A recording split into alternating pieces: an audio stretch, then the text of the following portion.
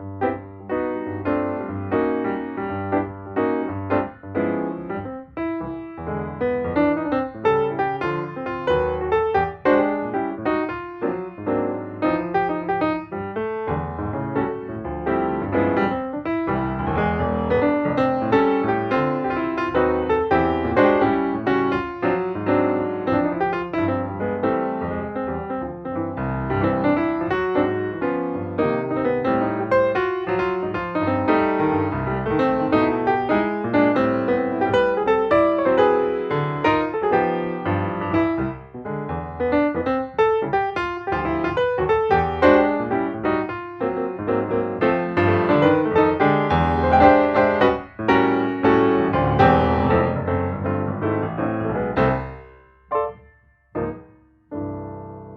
hello there, folks.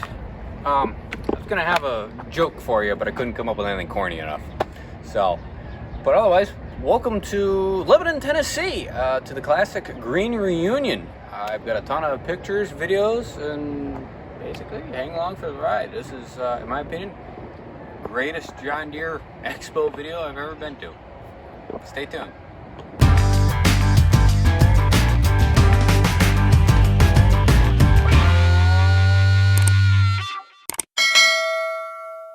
We're here at Classic Green, where we're celebrating the John Deere Model E engine, the bicentennial of the Model D 100th anniversary, the 60th anniversary of the 1963 110, the John Deere bicycles of 1973, and even the Generation 2 series of 30s and 40s series tractors.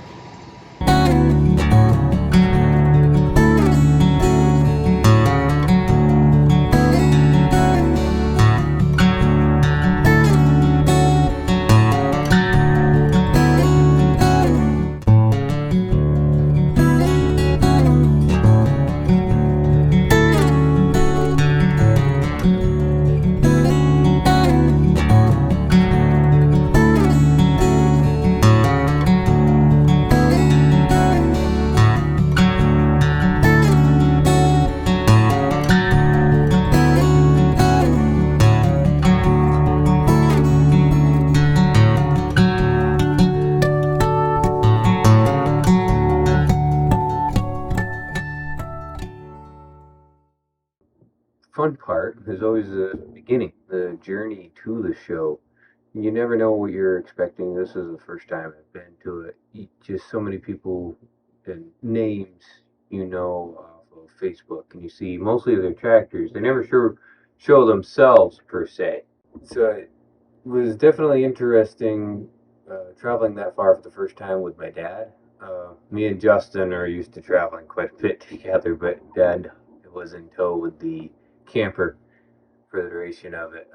He does not want to be an over-the-road trucker. He's heard a lot of stories, and just making it that far down there, and we were all really just excited to bring my collection there in the corner. We were actually the first ones in the building by the time we got down there. It was a good 14-hour trip, and we weren't the only ones. Actually, there was a couple of guys from Nebraska that were also pushing a 14 and a half hour trip. That was cool to meet those guys. A bunch of guys from Ohio, Michigan. I mean, just really all over the entire country, and even the world, guys from Denmark.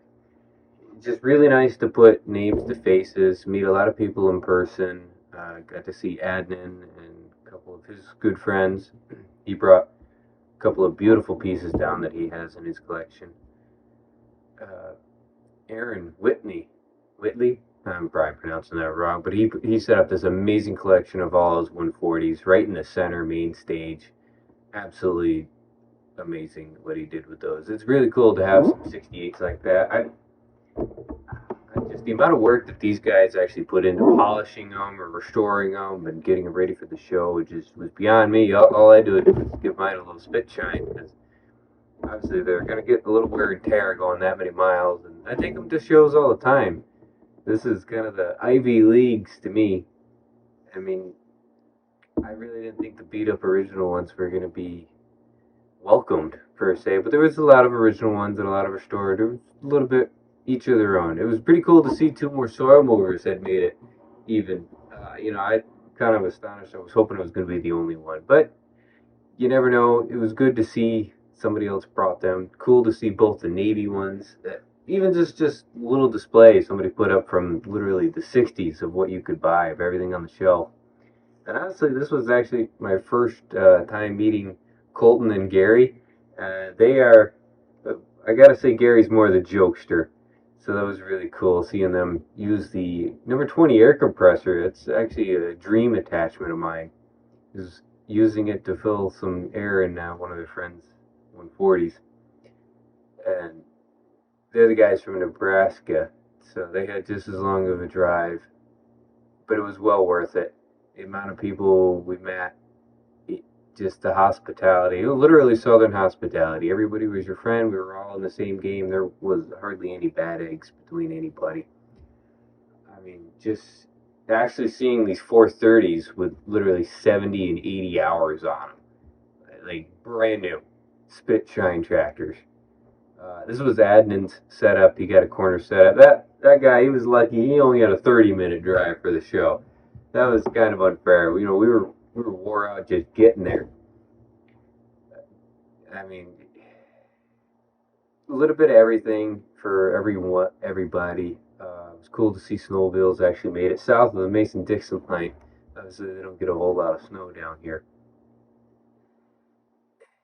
It's just the show was so overwhelming. When I say you couldn't see it in one day, I mean literally we had all we could do to see it in all 3 days that the show was even open, and we were even there part of the setup that we saw these guys, these sweepsters, seeing literally 6 sweepsters all in one spot. And this one, the guy had John Deere golf clubs and bags, and even the sock covers, and it just, you know, got the corner of my dad in that picture, so he might be YouTube famous from this. Surprisingly, just every attachment we could think of imaginable. Somebody even brought the prototype 110. That's why it's painted red to disguise itself, because you know, they didn't want any secrets let out that they were getting into the game. Even customized ones were welcome. A blue round fender, not even. This display, that guy. Wow, he put a lot of work into that display. Just for people, that was just from across the country was that map. They ended up putting a world map next to it. So guys from the UK and Denmark and all that can be represented. A beautiful bike display. This was inside the main building. We couldn't put our 63s in there. Basically, they were locked up till Sunday morning. Line them up. And there was 45-ish 63s just inside the building. Big tractor power, bringing out the 88 series. I know he had that on his Instagram that he was giving a fresh wax job, polish job, get it all ready. I've never seen a cotton pecker before in person. There was actually 3 of them there, so it was just really cool. That's not something we see from the northern side of the border, anyhow. And just every model 2-cylinder you could think of, prototypes, specialty industrials. The guy was there with a bathtub. The Waterloo boys. Just it was so overwhelming and exhausting, but it was so amazing to be a part of something just so great. And you know, it just sets this main stage for me of where we go from here, what I want to do, and what I want to be a part of for the years to come. And just, you know, even these John Deere D's with duals and stacks, that's just insane. See how wide that is? Those rice and cane tires. Talk about, I think besides load signs wouldn't even be enough for that. Really cool. I've seen a couple of 80/20s in person. That's not special. But... So as the Classic Green reunion starts to come to an end, well, it's your job now. Go to classicgreen.org. Go on, become a member. Subscribe. You can keep this going. This isn't just about tractors. This is about the people and what we need to do to keep the hobby alive. They travel the country, work their butts off to make this stuff kind of happen. And it's up to the younger guys to keep it going. You know, I gotta say, a lot of this actually isn't really for free. We gotta work pretty hard. to keep it going, keep it alive. And we need you. We really do. So look them up on Facebook, join the groups, follow Old Iron Talk. They do huge stuff on showing this and everything else. Go, you know, obviously they're on YouTube. They've got a full web page, newsletters. I mean, follow me. I can help you add to the links. Remember, don't forget to like, follow, subscribe. I'm gonna try showing as much of these shows as I can and what I do. Behind the scenes is how much work these people put into it. Happy tractor.